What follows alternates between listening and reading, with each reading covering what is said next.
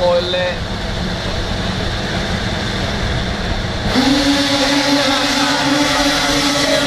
Kellot käyvät tiukkaa vääntöä lähtömutkassa. Todellista taistelua. Petter Norsa ottaa kärkipaikan, sitten Norsa horjahtaa. Mukaan sääntää kärkeen Adam Rehnheim numero 3.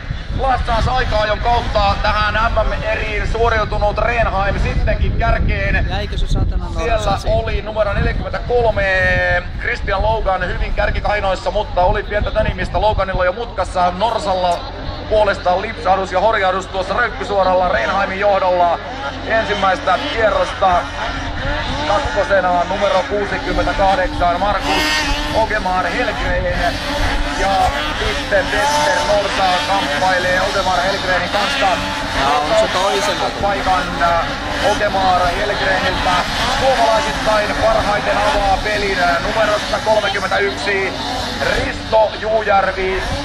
Juujärvi kiertää nyt toista ratakierrosta tällä hetkellä 5.